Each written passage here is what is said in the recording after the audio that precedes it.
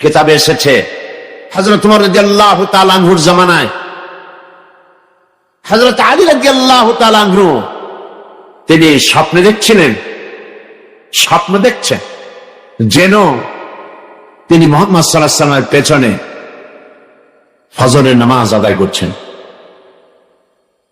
এটা হযরত আলীর স্বপ্ন। স্বপ্ন দেখে স্বপ্নের ভেতরে তিনি নামাজ পড়লেন রাসূলের পেছনে। নামাজ শেষ করে তিনি বেরিয়েছেন। মসজিদের দরজা আসার পর তিনি দেখলেন এক বুড়ি দাঁড়ানো, হাতে এক ঝুড়ি খোরমা। বলছেন ওমর, বলছেন আলী, এই খোরমাগুলি নিয়ে যাও, আমার নতুন বাগানের খোরমা। নবী করিম সাল্লাল্লাহু আলাইহি ওয়াসাল্লামকে দিবে, তিনি নিজে খাবেন এবং সাহাবায়ে কিরামদেরকে দিবেন। এতে করে আমার বাগানে আল্লাহ পাক বরকত দান করবেন। হযরত আলী ভিতরে ঢুকলেন। স্বপ্ন না বাস্তব? স্বপ্ন দেখতেছেন, আপনারা খেয়াল রাখেন। কিন্তু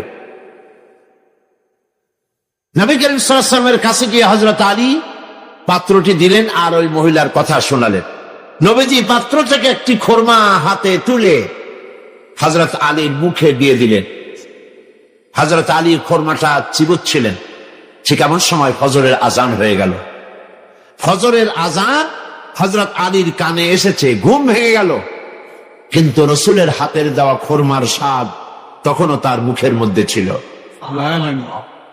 তিনি উযু করলেন, ফজরের নামাজ পড়ার জন্য মসজিদে নববীতে পৌঁছে গেলেন। ইমামতি করতে দেখছেন কাকে? হযরত ওমর রাদিয়াল্লাহু তাআলা আনহু। তার জমানায় এই স্বপ্ন।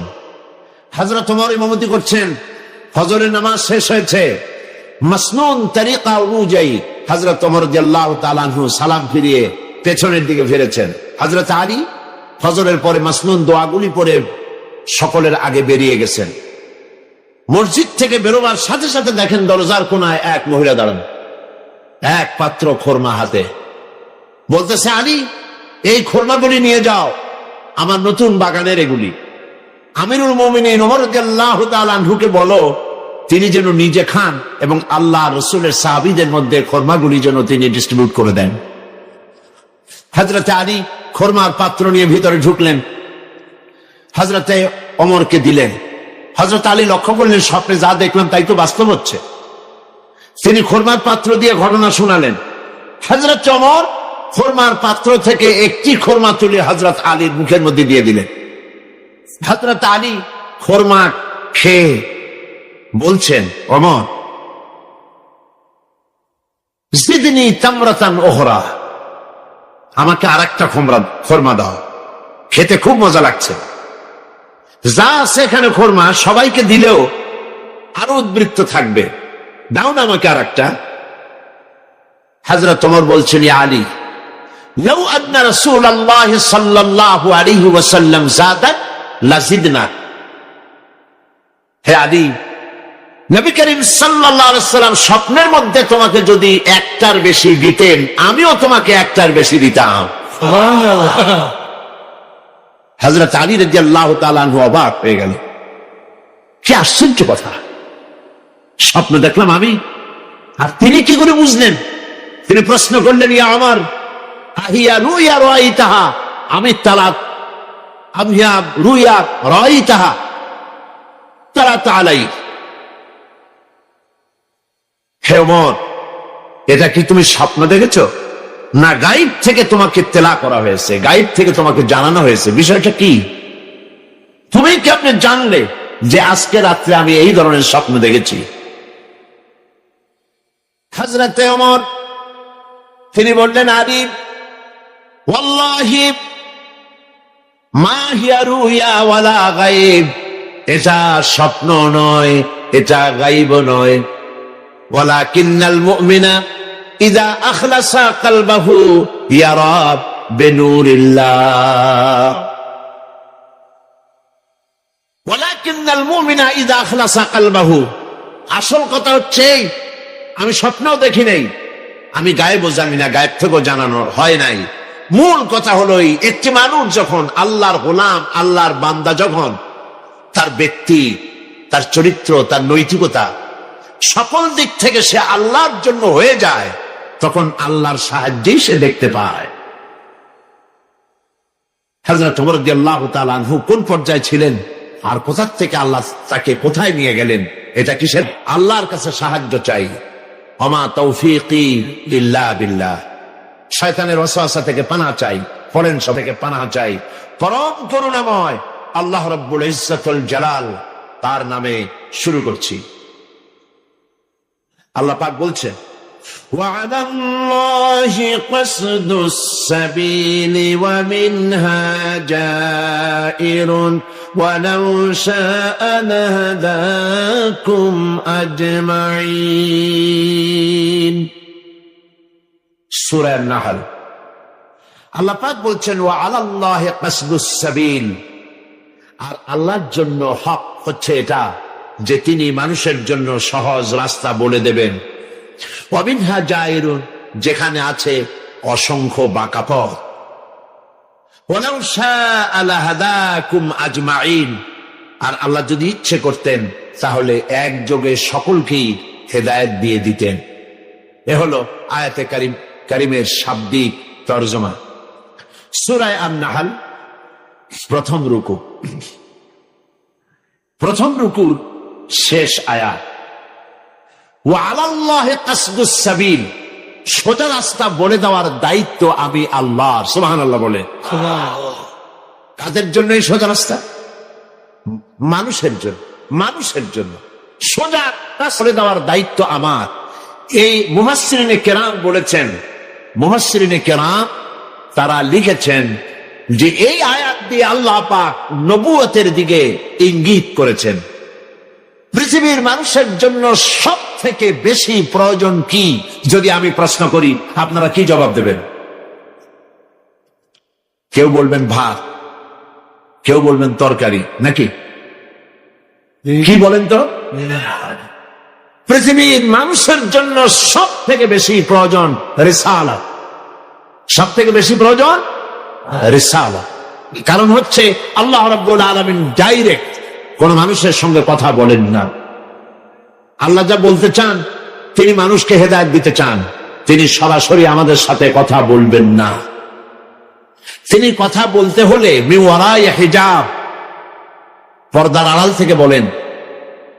কারো কারো সঙ্গে কথাবার্তা, কোন কোন নবীর সঙ্গে আল্লাহ পাক কথাবার্তা বলেছেন, কিন্তু আল্লাহ পাক তিনি ডাইরেক্ট সরাসরি কোন মানুষের সঙ্গে কথা বলেন না। সেই জন্য মানুষের হেদায়েতের জন্য তিনি নবী বানিয়েছে, এবং এই নবী আল্লাহ পাক হঠাৎ করে কাউকে বানান না। নবী তিনি যাকে বানান আগে থেকেই তাকে টার্গেটে নিয়ে নবুয়তের চরিত্র দিয়েই তাকে তৈরি করেন। সুবহানাল্লাহ। পৃথিবীতে নবী ইলেকশনে হয় না, নবী ভোটের মাধ্যমে নবী হয় না, নবী হয় সিলেকশনের মাধ্যমে। কিসের মাধ্যমে হয় বলেন? সিলেকশন। কে সিলেকশন করেন বলেন? কে করেন? আল্লাহ রাব্বুল আলামিন সিলেকশন করেন। কাকে তিনি নবী বানাবেন কেবলমাত্র তিনিই জানেন। পৃথিবীর সমস্ত মানুষ যদি একযোগে চেষ্টা চালায় কাউকে নবী বানাবার জন্য, নবী বানাইতে পারবে না। কারণ নবী হওয়ার জন্য তিনটি শর্ত সব থেকে বেশি জরুরি। এক নম্বরের শর্ত হলো ওহী। ওহী ছাড়া নবী হওয়া যায় না। কতজনই নবুয়তের দাবি করেছে কিন্তু মিথ্যা প্রমাণিত হয়েছে, মার খাইছে। একজন মিথ্যাবাদীর তো মৌত হয়েছে। মিথ্যাবাদী নবীর মৌত হলো কোন জায়গায়? টয়লেটে, পায়খানার মধ্যে মৌত হয়েছে, আপনারা জানেন। তো নবুয়ত আল্লাহ পাক দেন, এবং তাদেরকে মোটামুটি তিনটি জিনিস আল্লাহ পাক তাদের সকলকে দেন। একটা হলো ওহী, আর একটা হলো মুজিজা, আর একটা হলো উন্নত মানের চরিত্র। এই তিনটি জিনিস মোটামুটি সকল নবীদেরকে দেওয়া হয়। ওহী ছাড়া নবী হওয়া যায় না। পৃথিবীর সমস্ত মানুষ যদি চেষ্টা করে আল্লাহর কাছ থেকে ওহী নামাবার জন্য, যদি দোয়া করে, ধর্মঘট করে, হরতাল করে, ওহী আসবে? জিবরাইল আসবে? আসবে না। তো একটা হলো ওহী। সেই ওহী আল্লাহ পাক জিবরাইলের মাধ্যমে ওহী প্রেরণ করেন। দুই নম্বরে মুজিজা। মুজিজা কম বেশি সব নবীদেরকে দেওয়া হয়। মুজিজা হলো সেই জিনিস যা ওই যুগের মধ্যে সব থেকে শক্তিশালী থাকে, আর সেই জিনিসটাকে দুর্বল করে দিতে পারে। নবীর হাতে আল্লাহ পাক এমন শক্তি দেন। যেমন মুসা আলাইহিস সালামের জামানায় তখন শক্তিশালী ছিল জাদু। কি ছিল বলুন? আর মুসা আলাইহিস সালামকে আল্লাহ জাদু কাবু করার মতো মুজিজা দিয়েছিলেন, দেন নাই? আল্লাহ রাব্বুল আলামিন হযরত মুসা আলাইহিস সালামকে প্রশ্ন করেছিলেন, ওয়ামা তিলকা বিয়ামিনিকা ইয়া মুসা, মুসা রে তোমার হাতে ওটা কি? তিনি বলেন, হিয়া আসায়, এটা লাঠি, এই দিয়ে আমি এই কাম করি। ব্যাখ্যা দিলেন। আল্লাহ পাক বললেন, এই লাঠিটা তুমি ফেলে দাও। লাঠি ফেলে দিলেন, কি হয়ে গেল? হযরত মুসা আলাইহিস সালাম হাতের লাঠি যখন ফেলে দিলেন, হিয়া হাইয়াতুন তাসা, বিরাট সাপে পরিণত হয়ে গেল। মুসা আলাইহিস সালাম ভয় পেলেন। আল্লাহ পাক বললেন, খুযহা ওয়ালা তাখাফ, ভয় পেও না, ধরো। তিনি ধরলেন, কি হয়ে গেল? আবার লাঠি হয়ে গেল। এখন এটা যে মুজিজা, সেটা জাদুকরেরা বুঝেছিল। জাদুকরেরা বুঝে নাই? বলেন বুঝে নাই? কোরআন শরীফ পড়েন, তাহলে জবাব দিতে আপনাদের জন্য সুবিধা হবে। ফিরআউন যখন মুসা আলাইহিস সালামের সামনে জাদুকর আনলো, জাদুকরেরা তারা মন্ত্রপুত করে দড়ি, লাঠি ইত্যাদির উপরে ঝাড়ফুঁক করলো। ওগুলো সাপ হলো, বাঘ হলো, সিংহ হলো, সাপ হলো। এরপরে মুসা আলাইহিস সালামকে আল্লাহ পাক হুকুম করলেন লাঠি ফেলে দিতে। লাঠি ফেললে লাঠি সাপ হয়ে গেল। সাপ হয়ে জাদুকরদের তৈরি করা এইগুলি সব কি করলো? খেয়ে ফেলে দিল। জাদুকরেরা বুঝতে পেরেছে, জাদুকরেরা বুঝতে পেরেছে আমরা যেটা দেখাইছি এটার নাম জাদু। মুসা আলাইহিস সালাম যেটা দেখাইছেন এটার নাম জাদু না, কারণ মুসা আলাইহিস সালাম যেটা দেখালেন ওটাই তো জাদু খেয়ে ফেলে দিয়েছে। কাজে এটা জাদু না, বরং জাদুর দাদা।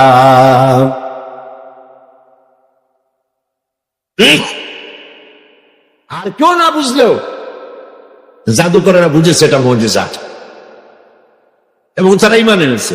আছে না কোরআন শরীফে? সেই ঘটনা আমি শোনাবো না। আমি বলতেছি সমস্ত নবীদেরকে আল্লাহ পাক তিনটা জিনিস দেন, একটা হলো ওহী, আর একটা হলো মুজিজা। দাউদ আলাইহিস সালামের সময় মুজিজা ছিল, তিনি লোহা দিয়ে অস্ত্র নির্মাণ করতেন। লোহা আগুনে পোড়ানো লাগতো না, লোহা ধরে চাপ দিতেন, পানির মতো গলে হাত দিয়ে পড়ে যেত। দাউদ আলাইহিস সালামের আরেকটি মুজিজা ছিল, তার গলার শিরিন আওয়াজ। তিনি যখন জাব্বুর শরীফ তেলাওয়াত করতেন, উড়ান্ত পাখিগুলি ওড়া বন্ধ করে দাউদ আলাইহিস সালামের চতুর্দিকে বসে বসে আল্লাহর কালাম শুনত। হযরত ঈসা আলাইহিস সালামের মুজিজা ছিল, তিনি জন্মান্ধের চোখের উপরে হাত বুলাই দিতেন, চোখ দুটো ভালো হয়ে যেত। কুষ্ঠ ব্যাধিগ্রস্ত লোকের গায়ে হাত বুলাতেন, ব্যাধি ভালো হয়ে যেত। মুসা আলাইহিস সালাম ইন্তেকাল করলেন, মুজিজা ওখানে শেষ হয়ে গেল। তার উম্মতেরা ওই লাঠি দিয়ে আর কোন সাপ বানাতে পারে নাই। সুলাইমান আলাইহিস সালামের মুজিজা ছিল, সকালবেলায় সিংহাসনে বসতেন বিনা ইঞ্জিনে। এই সিংহাসন তাকে 1 মাসের পথ উড়ায় নিয়ে যেত, সন্ধ্যাবেলায় আর 1 মাসের পথ অতিক্রম করায় দিত। সুলাইমান আলাইহিস সালাম ইন্তেকাল করলেন, তার সিংহাসন উম্মতের 1 সেকেন্ডের জন্য আর উড়াইতে পারে নাই। দাউদ আলাইহিস সালাম ইন্তেকাল করলেন, তার উম্মতেরা লোহাকে চেপে আর পানি বানাইতে পারে নাই। ঈসা আলাইহিস সালামকে আল্লাহ রাব্বুল আলামিন উঠায় নিলেন 4th আসমানে। তার উম্মতের দাবিদার পৃথিবীর শত শত কোটি খ্রিস্টানেরা চোখে হাত বুলাইয়া কোনো অন্ধর চোখ ফিরাইয়া দিতে পারে নাই, কুষ্ঠ ব্যাধিগ্রস্ত ব্যক্তির গায়ে হাত বুলাইয়া কুষ্ঠ ভালো বানাইতে পারে নাই। আল্লাহ রাব্বুল আলামিন অন্যান্য নবীদের মতো বিশ্বনবী মুহাম্মদ রাসূলুল্লাহ সাল্লাল্লাহু আলাইহি ওয়াসাল্লামকে মুজিজা দিলেন। কোন কোন কিতাবে লিখেছে আল্লাহ নবীর জীবনে মুজিজা যা ঘটেছে তা 3000-এরও বেশি হবে। এত মুজিজার ভিতরে সর্বশ্রেষ্ঠ মুজিজা হলো কোরআন শরীফ। নবীজি ইন্তেকাল করে গেছেন, কিন্তু মুজিজা নিশ্চল হয় নাই, নিষ্ক্রিয় হয়ে যায় নাই, মুজিজা সক্রিয় আছে। অন্যান্য নবীর উম্মতেরা, নবীরা ইন্তেকাল করেছেন, মুজিজার কার্যকারিতা বন্ধ হয়ে গেছে, কিন্তু আল্লাহর নবী মুহাম্মদ রাসূলুল্লাহ সাল্লাল্লাহু আলাইহি ওয়াসাল্লাম ইন্তেকাল করেছেন। তার জীবনের শ্রেষ্ঠ মুজিজা কোরআন শরীফ কিয়ামত পর্যন্ত উম্মতেরা ব্যবহার করতে পারবে। শুধু কোরআন শরীফ শোনে, তাফসীর শোনে, নিজের মা বাপের ধর্ম পরিত্যাগ করে ঘোষণা করে লা ইলাহা ইল্লাল্লাহু মুহাম্মাদুর রাসূলুল্লাহ, সুবহানাল্লাহ। শুধু কোরআন শুনছে আর মুসলমান হচ্ছে। এবারেও চট্টগ্রাম তাফসীর মাহফিল গত শুক্রবারে শেষ হলো। 5 দিনে 30 জন হিন্দু বৌদ্ধ মুসলমান হয়েছে। মুহাম্মাদুল্লাহ বলে, এটা হচ্ছে কোরআন শরীফ, আল্লাহ নবীর জীবন্ত মুজিজা। দুনিয়ায় আল্লাহ পাক নবীদের পাঠিয়েছে, এক এক নবীকে এক এক ধরনের মর্যাদা দিয়েছেন, সম্মান দিয়েছেন, এক এক ধরনের সম্মান। কার উপরে কাউকে আল্লাহ পাক বিশেষ বিশেষ সম্মান দান করেছেন। মুসা আলাইহিস সালামের সঙ্গে আল্লাহ রাব্বুল আলামিন কথা বলে তাকে সম্মানিত করেছেন। আইয়ুব আলাইহিস সালামকে ধৈর্য দিয়ে সম্মান দান করেছেন। ইব্রাহিম আলাইহিস সালামকে আগুনের পরীক্ষা দিয়ে পাশ করায় আল্লাহ পাক সম্মান দিলেন। এক একজনকে এক এক রকম সম্মান দান করেছেন। আপনারা আমার নবী জনাবে মুহাম্মদ রাসূলুল্লাহ সাল্লাল্লাহু আলাইহি সাল্লামকে আল্লাহ পাক বিশ্ব নবী বানায়া সম্মানিত করেছেন। নবীজি বলেন, আল্লাহ পাক বলেন, নবী বলেন, বলিয়া আইয়ুহান নাসু ইন্নী রাসূলুল্লাহি ইলাইকুম জামিআ। হে নবী, আপনি বলুন, হে বিশ্বের মানব মণ্ডলী, আল্লাহ পাক আমাকে তোমাদের সকলের জন্য নবী করে পাঠিয়েছেন। সুবহানাল্লাহ। সমস্ত নবীদেরকে ওহী দিয়েছেন আল্লাহ পাক, সে ওহী আনার জন্য যেতে বলা হয়েছে। ঈসা আলাইহিস সালামকে বলা হয়েছে অমুক জায়গায় যাও ওহী আনার জন্য। মুসা আলাইহিস সালামকে বলা হয়েছে ওহী আনার জন্য অমুক জায়গায় যাও। এক এক জায়গায় যাও, ওহী আনো গিয়া। ওহী তোমার কাছে আসবে না, তুমি যাও ওহী আনার জন্য।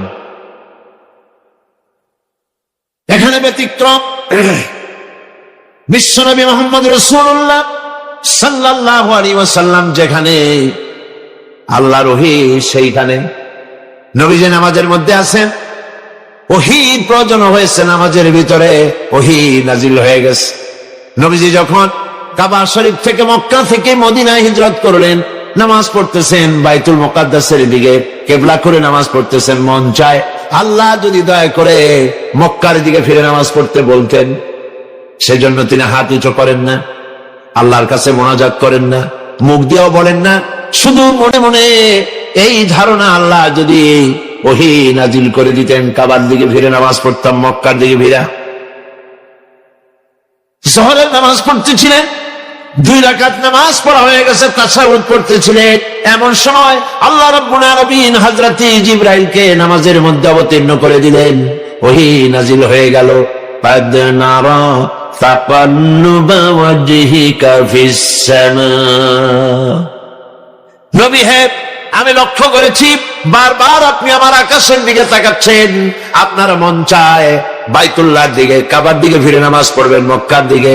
আপনার দিলের আরজু পুরো হয়েছে, আপনি এখন কাবার শরীফ মক্কার দিকে ফিরে নামাজ পড়ুন। নবী নামাজের মধ্যে ওহী সেখানে। নবী হযরত আয়েশা রাদিয়াল্লাহু তাআলা আনহার ঘরে আরাম ফরমাচ্ছেন, ওহী সেখানে। নবীজি যুদ্ধের ময়দানে উটের পৃষ্ঠে সওয়ার আছেন, ওহীর প্রয়োজন হয়েছে, যুদ্ধের ময়দানে ওহী নাজিল হয়ে গেছে। আল্লাহ পাক মুহাম্মদ রাসূলুল্লাহ সাল্লাল্লাহু আলাইহি ওয়াসাল্লামকে তাম পৃথিবীর মধ্যে সর্বশ্রেষ্ঠ নবী করে পাঠালেন। এই নবুয়ত ছিল পৃথিবীর মানুষের জন্য সব থেকে বেশি জরুরি, এর থেকে বেশি জরুরি আর কিছু না। এক নম্বরের জরুরত হচ্ছে মানুষের জন্য রিসালাত। কারণ হচ্ছে এই, আমরা পৃথিবীতে এসেছি, আবার ফিরে যেতে হবে, ঠিক কিনা? সত্য কিনা? না, এখানে এসেছি আর যাওয়া লাগবে না, এইখানেই জন্মেছি, এই মাটির সাথে মিশে যাব, আমাদের কার আল্লাহর দরবারে আমার কিয়ামতে আর ওঠা লাগবে না। বিষয়টি কি এমন? না। আমরা মানুষকে যখন কবরে রাখি কি বলি? মিনহা খালাকনাকুম ওয়া ফিহা নুঈদুকুম। পড়েন সবাই, মিনহা খালাকনাকুম ওয়া ফিহা নুঈদুকুম ওয়া মিনহা নুখরিজুকুম তারাতান উখরা। এই মাটি দিয়ে তোমাকে সৃষ্টি করা হয়েছিল, এই মাটির মধ্যে তোমাকে রেখে গেলাম, আবার এই মাটি থেকে তোমাকে উত্থিত করা হবে। নবীর প্রয়োজন এই জন্য। যদি ঝামেলা থাকতো না, যদি এখানে হয়েছি মরে যাব, বাস দিস মাস ফিনিশ, আর আমাদের কোনো জব দিও নাই, মরে যাব, শেষ হয়ে যাব, তাহলে নবীর দরকার ছিল না, কোরআনের দরকার ছিল না। ইট, ড্রিঙ্ক এন্ড বি মেরি, খাও, পান করো, ফুর্তি করো, ডু ফুর্তি, নো চিন্তা। কিন্তু আমরা সেটা করতে পারি না। হেসে খেলে জীবনটা যদি চলে যায়, যাক না, পাগলের যেতে পারে, কিন্তু বুদ্ধিমানের এভাবে যাবে না। কথা বুঝে আসছে? বুদ্ধিমানের এভাবে যাবে না। এই পৃথিবীতে এসেছি, আবার ফিরে যেতে হবে আল্লাহ পাকের কাছে। সেই জন্য আমাদের জীবনের 3টে স্তর আছে, একটা স্তর পেরিয়ে এসেছি, ওইটা হলো আলমে আরওয়াহ। ওইটার নাম কি? আলমে আরওয়াহ, রুহের জগৎ। এখন যেখানে আছি এটা হলো আলমে আসবাব। এরপরে আরেকটা জগতে প্রবেশ করব, সেটার নাম হলো আলমে বারজাখ। কয়টা হলো? 3টা। যেটা ছেড়ে এসেছি ওইটার কাইফিয়াত জানা নাই, কি অবস্থায় ছিলাম আমিও জানি না, আপনারাও জানেন না। এটা ঠিক কিনা? যেখানে আসি কয়েকদিনের জন্য মেহমান, আসি কয়েকদিন, আবার এখান থেকে আমাদের বিদায় হতে হবে। যেখানে যাব ওই জায়গার কাইফিয়ত কোরআন হাদিসে যেটুকু জানি, এর থেকে বেশি কেউ কিছু বলতে পারবে না। একজন মৃত্যু মানুষ জিন্দা হয়ে বলতে পারে নাই যে আজরাইল আসলে এরকম এরকম জান কবজ করে, কবরে গেলে এরকম এরকম হয়, তারপরে এরকম এরকম হয়, এরকম কেউ কি বলছে? স্বপ্নও বড় কি হয়, স্বপ্নও তো বড়। এই জন্য সতর্ককারী পাঠায় দেওয়া আল্লাহর দায়িত্ব। আল্লাহ পাক আমাদেরকে সৃষ্টি করে অন্ধকারে ছেড়ে দিয়েছেন, এমনটি নয়। ওয়ামাল্লাহু বিযাল্লামিন লিল আবিদ, বান্দার উপরে তিনি অত্যাচার করেন না, জুলম করেন না, অন্ধকারে ছেড়ে দেন নাই, সব ওপেন সিক্রেট আল্লাহ সব খুলে দিয়েছেন। কি হবে, মরলে কি হবে, মরার পর কি হবে, হাসরে কি হবে, মিজানে সিরাতে কি হবে, সব বলেছেন। তাদের মাধ্যমে বলেছেন, মহাসত্যবাদীদের কাছে মুখ থেকে বের করেছেন, যারা জীবনও কথা বলেন না। বলেন সুবহানাল্লাহ। আল্লাহ পাক এই কথাগুলি দিয়ে, কথাগুলি বলাইছেন নবীদের দিয়ে। সুবহানাল্লাহ বলবেন না? আমি যাবি নেতা দিয়ে বলেন নয়। দুনিয়ায় যত নেতা আছে দেখেন,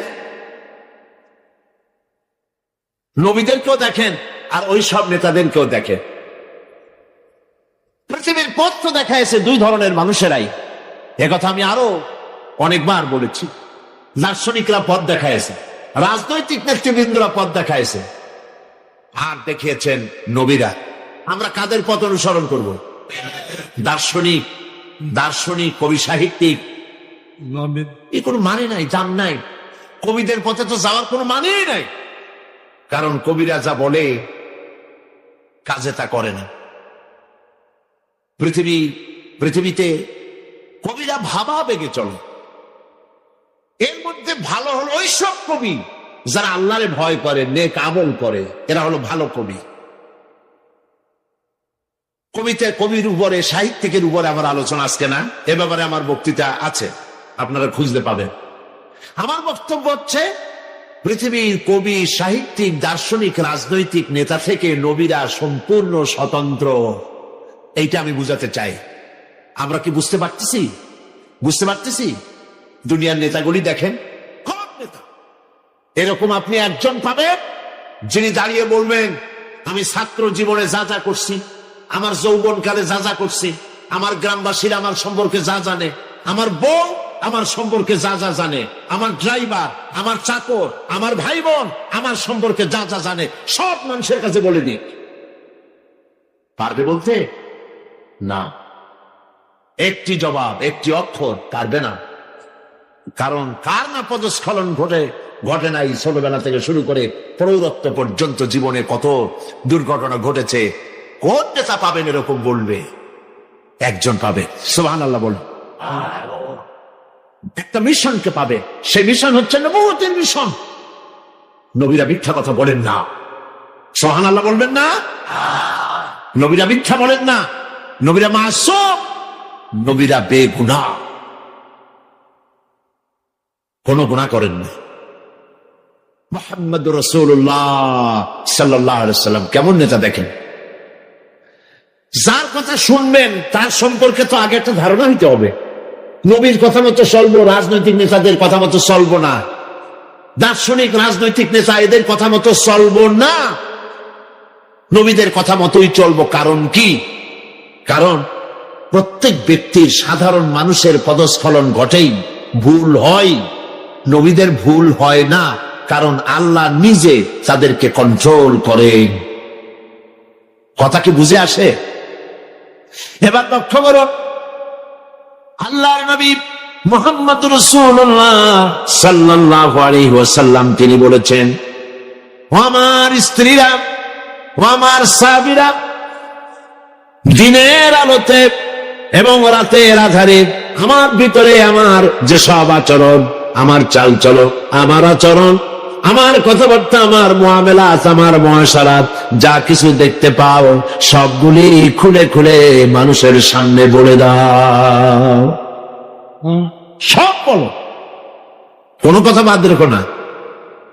কারণ মুহাম্মদ সাল্লাল্লাহু আলাইহি ওয়াসাল্লামকে আল্লাহ পাক বানিয়েছেন মডেল, তিনি হলেন আদর্শ, গোটা বিশ্ববাসীর জন্য তিনি আদর্শ। কোরআনে কারীমে রব্বুল আলামিন বলেছেন, লাকাদ কানা লাকুম ফি রাসূলিল্লাহি উসওয়াতুন হাসানাহ, তোমাদের জন্য মহত্তম গ্রহণযোগ্য আদর্শ হতেছেন তোমাদের রাসূল মুহাম্মদ সাল্লাল্লাহু আলাইহি ওয়াসাল্লামের ভেতরেই তোমাদের আদর্শ আমি রেখে দিয়েছি। দুনিয়ায় নবী করিম সাল্লাল্লাহু আলাইহি ওয়াসাল্লামের চরিত্রে, তার ক্যারেক্টারে, তার আখলাকের সার্টিফিকেট আল্লাহ পাক নিজেই দিয়ে দিচ্ছেন। সুবহানাল্লাহ বলেন। আল্লাহ পাক কোরআনে কারীমের মধ্যে বলেছেন, ওয়া ইন্নাকা লাআলা খুলুকিন আযীম, নবী হে, আপনি হচ্ছেন মহৎ চরিত্রের উপরে প্রতিষ্ঠিত, মহান চরিত্র আপনার। সুবহানাল্লাহ বলবেন না? নবী করিম সাল্লাল্লাহু আলাইহি ওয়াসাল্লাম শ্রেষ্ঠ চরিত্রের অধিকারী, তার চাইতে শ্রেষ্ঠ চরিত্রবান আকাশে, নিচে, জমিনের উপরে আল্লাহ পাক আর বানাননি। সেই জন্য নবীদের কথা অনুযায়ী চলতে হবে। আল্লাহ পাক তাই বলছেন, ওয়া আলাল্লাহি কাসদুস সাবিল, সোজা রাস্তা বলে দেওয়ার দায়িত্ব আমার। ওয়া মিনহা জাইর, যেখানে আছে বাঁকা পথ, এই পৃথিবীতে বাঁকা পথ আছে বলেই তো সোজা পথের কথা আল্লাহ পাক বলছেন, ঠিক কিনা কন? সত্য কিনা? এই বাঁকা পথগুলি কারা তৈরি করেছে? মানুষ তৈরি করেছে, শয়তান তৈরি করেছে, শয়তানের পথ অনুসরণ করেছে মানুষ। এই জন্য আল্লাহ পাক বলছেন, নবী, আমি নবী পাঠাবো পৃথিবীতে, সেই নবীদের পথ অনুসরণ করে তোমাদেরকে জীবন পরিচালনা করতে হবে। নবী করিম সাল্লাল্লাহু আলাইহি ওয়াসাল্লাম পৃথিবীর মানুষগুলিকে আল্লাহর কাছ থেকে এসেছে, আবার আল্লাহর কাছে ফিরে যেতে হবে, সেই জন্য তাদেরকে তাওহীদ বুঝাইছেন। বলেছেন, লা ইলাহা ইল্লাল্লাহু মুহাম্মাদুর রাসূলুল্লাহ। জোরে সোরে বলেন, লা ইলাহা ইল্লাল্লাহ, লা ইলাহা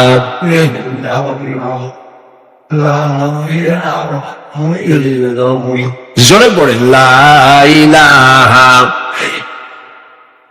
কোন ইলাহা নাই, আইন দেখা নাই, বিধান দেখা নাই, এক আল্লাহর আনুগত্য করো, দাসত্ব করো আল্লাহ পাকের, গোলামি করো আল্লাহ রাব্বুল আলামিনের।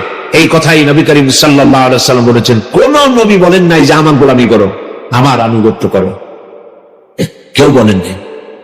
কোন নবী কি বলেছেন যে আমার গোলামি করো?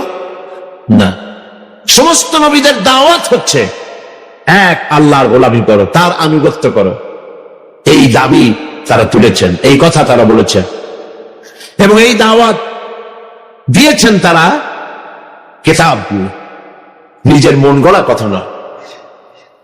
আল্লাহর নবী তিনি যখন ওহী প্রাপ্ত হলেন, হেরা পাহাড় থেকে নেমে এলেন, কবি বলতেছেন উতর কর গারে হেরা সে সোয়ে কওম আয়া, উতর কর গারে হেরা সে সোয়ে কওম আয়া, और एक नुस्खे किमिया सतलाया।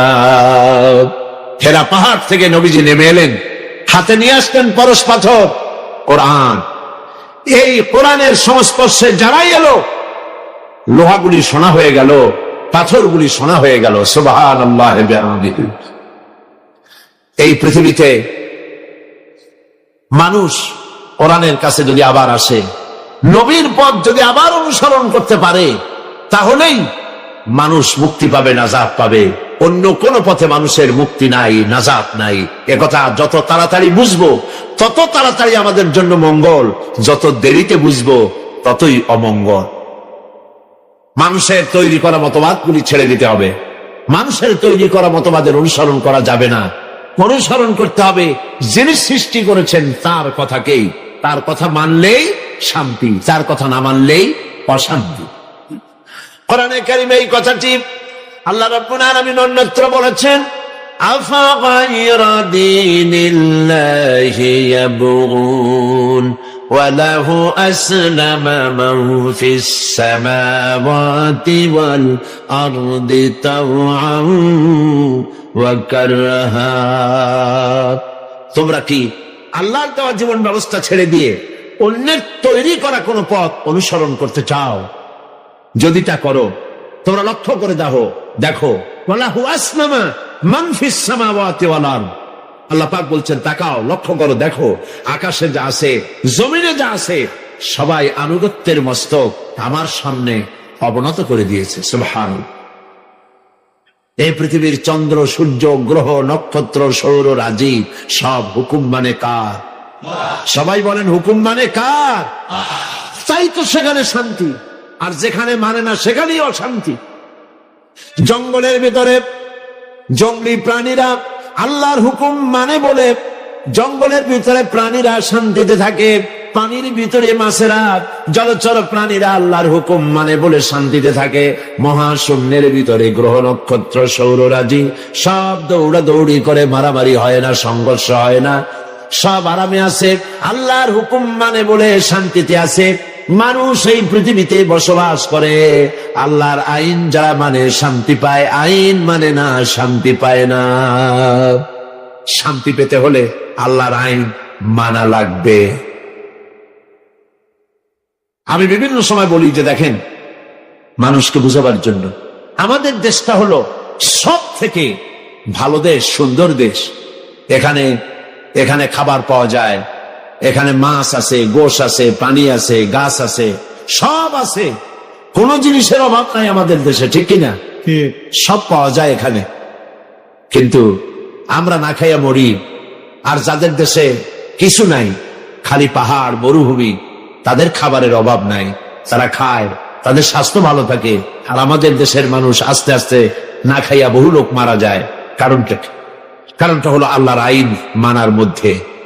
কোরআনে কারিমে আল্লাহ রাব্বুল আলামিন বলেছেন, ওয়ালাউ আন্না আহলাল কুরা আমানু ওয়াত্তাকাউ লাফাতাহনা আলাইহিম বারাকাতিম মিনাস সামাই ওয়াল আরদ।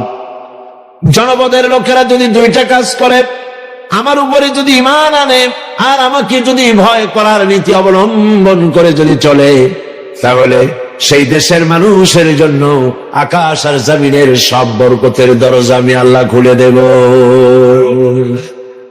এটা আল্লাহ পাকের ওয়াদা, আকাশ এবং জমিনের বরকতের দরজা খুলে দেব। আল্লাহ চান না তার বান্দারা জাহান্নামে যাক, আল্লাহ চান বান্দারা জান্নাতে আসুক। সেই জন্য নবী পাঠাইছেন, আর নবীরা সেই পথ দেখাইছেন। আমরা মনে করি নবীর পথ বলতেই মনে করি নবীর পথ দাড়ি, টুপি, জামা, খেলাল করা, মিষ্টি খাওয়া, কদু খাওয়া, সুরমা লাগানো, আতর লাগানো, এর থেকে নবীর আর কোনো কাজ ছিল বলে আমরা জানি? ঠিক কিনা বলে? এই খালি আল্লাহ পাক যদি নবী এই জন্যই পাঠান যে কেমনে টুপি দেবে মাথায়, দাড়ি রাখবে, লম্বা জামা গায়ে দেবে, মেসওয়াক করবে, এইগুলো শিখাবার জন্য নবী পাঠাবার দরকার আছে নাকি কিছু? আর যদি এই কারণে নবী পাঠায়ও থাকেন, তাহলে এই সব কথা বলে মার খাবে, এটা কি কোন প্রশ্ন ওঠে? মার খাবে কা? বলেন, নবীরা মার খান নাই? মার খেয়েছেন কিনা? দেশের থেকে তাড়াই দিছে কিনা? মেরেছে, গালি দিয়েছে, দেশ থেকে নির্বাসিত করেছে। কেন? কারণ একটিমাত্র কারণ, নবীরা বলেছে ইয়া কওমি ইবুদুল্লাহ মা লাকুম মিন ইলাহিন গায়রু, হে আমার জাতি, হে আমার সম্প্রদায়, আল্লাহ ছাড়া কোনো ইলাহ নাই, তারই গোলামি করো, তার ইবাদত করো। এই কথা বলার পর রাষ্ট্র শক্তি বুঝতে পেরেছে আমরা দেশ চালাই, আর ওনারাও একটা প্যারালাল শক্তি কায়েম করতে চায়, সুতরাং বাধা দাও। বাধা তখনই এলো মুসা আলাইহিস সালাম যখন ফিরআউনকে বলেছিলেন, পড়ো ফিরআউন লা ইলাহা ইল্লাল্লাহ। ফিরআউন বলেছে মা আলিমতু লাকুম মিন ইলাহিন গায়রি, আমি জানি না আমি ছাড়া আরো কোন ইলাহ আছে, কই থেকে নতুন এক ইলাহ তুমি নিয়ে আসছো? নমরুদ বলেছে মান আশাদ্দু মিন্না কুওয়া আনা রাব্বুকুমুল আলা, আমার চাইতে আর কার শক্তি আছে, আমি তোমাদের বড় রব। এই সব কথা তারা দাবি করেছে। আর নবীরা বলেছেন জমিন হচ্ছে আল্লাহ। জমিন কার? সবাই বলেন জমিন কার? আরো জোরে বলেন জমিন কার? মানুষ কার? বাতাস কার? আকাশ কার? আইন চলবে কার? নবীরা এই ঠিক এই কাজটি করার জন্যই এসেছেন। জমিন আল্লাহর, মানুষ আল্লাহর, আইন চলবে আল্লাহর, এই দায়িত্ব পালন করতে নবীরা এসেছে। আর সেই জন্যই নবীদেরকে বাধা দেওয়া হয়েছে। আর আল্লাহ পাক বলেছেন আমি পথ দেখাবো, তুমি খাবা। পৃথিবীতে খাইয়া পড়িয়া যদি আরামে থাকতে চাও, মানুষের ফান্ডামেন্টাল রাইটস পাঁচটা, মৌলিক অধিকার কয়টা? পাঁচটা। খাদ্য, বস্ত্র, শিক্ষা, চিকিৎসা, বাসস্থান। এই পাঁচটি মৌলিক অধিকার। কে দেবে এই অধিকার? কে দেবে এই অধিকার?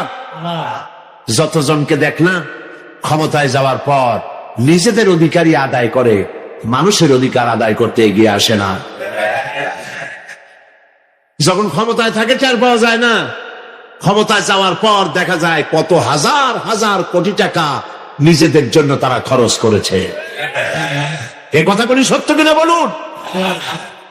সেই জন্য আপনি আপনার দেশ পরিচালনা, রাষ্ট্র পরিচালনা করার দায়িত্ব মানুষের তৈরি করা আইনের উপরে ছেড়ে দিতে পারেন না। আইন তৈরি করবেন আল্লাহ, সেই জন্য নবী পাঠাইছে। নবী আপনার টুপি কেমনে হবে, দাড়ি কেমনে হবে, শুধুমাত্র এগুলির জন্য না। তবে এটাও মনে রাখবেন যে আমি দাড়ি টুপিকে তুচ্ছ করছি তা আপনারা মনে করবেন না।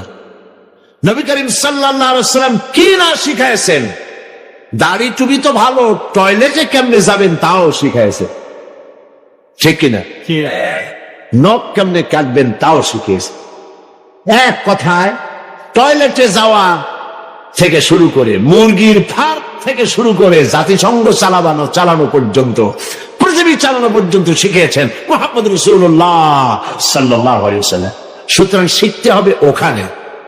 দুঃখ হলেই যারা ক্ষমতায় আসে তারা এই সব কথা ভুলে যান, ভুলে গিয়ে বাপ দাদা চোদ্দ গোষ্ঠীকে প্রতিষ্ঠিত করার জন্য চেষ্টা করেন। ইতিহাস, ভূগোল, বইপত্রের মধ্যে খালি বাজান বাজান সমানে ঢুকাইতে থাকে।